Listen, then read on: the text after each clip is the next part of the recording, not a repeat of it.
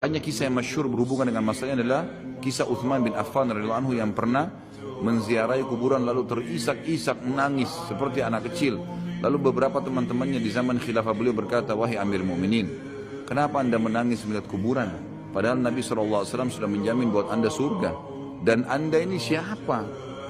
Terkenal anak mantunya Nabi SAW, ya, dapat jaminan surga. Nabi sebutkan lisannya langsung, Uthman di surga, dijamin. Bagaimana bisa anda menangis seperti ini?" Jawaban Uthman radhiyallahu anhu sangat bijak. Orang yang beriman dan berilmu punya jawaban yang tepat. Dia mengatakan Rasulullah SAW menjamin buat saya surga, tapi tidak menjamin saya selamat dari siksa kubur. Dari mana jaminan saya disiksa dulu di kubur? Nanti saya masuk surga betul, tapi di kubur disiksa dulu karena masih ada dosa.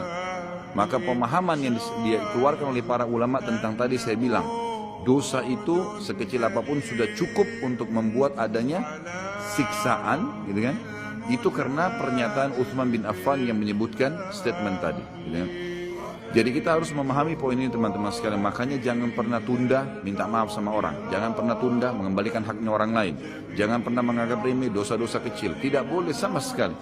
Karena kita akan lihat nanti salah satu penyebab azab kubur adalah tidak cebok pada saat kencing.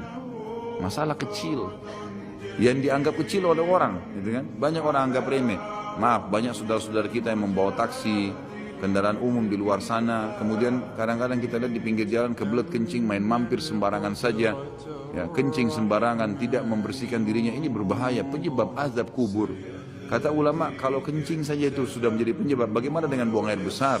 Bagaimana dengan orang junub tidak mandi? Bagaimana dengan hal-hal yang lebih besar lagi, gitu kan? Karena memahami hukum-hukum syari seperti ini, kalau hal yang kecil saja dilarang, berarti hal yang besar lebih pantas untuk dilarang. Kalau hal kecil saja mendatangkan azab, berarti hal yang lebih besar lebih pantas mendatangkan azab. Jadi harus hati-hati, gitu kan?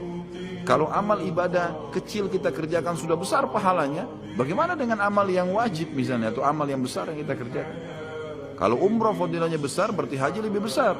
Kalau sholat sunnah besar, tahajud, maka sholat 5 waktu lebih besar pahalanya, dan seterusnya. Jadi poin-poin ini dalam mukaddimah kita harus difahamin baik-baik, gitu kan? Terutama yang terakhir saya ucapkan tadi, hati-hati teman-teman sekalian. Saya juga tahu diri saya pasti punya salah, tapi saya mengajak diri saya dan jemaah saya untuk beristighfar kepada Allah, bertaubat. Jangan tunda pengembalian haknya orang lain, meminta maaf kalau punya kesalahan. Jangan tunda-tunda, jangan bilang nanti Idul Fitri baru saya minta maaf. Gak ada perintah dalam agama seperti itu. Sebelum pejamkan mata nanti malam minta maaf semua. Dan orang cerdas adalah orang yang tidak menyiapkan musuh pada hari kiamat. Hati-hati. Jangan siapkan musuh siapapun dia.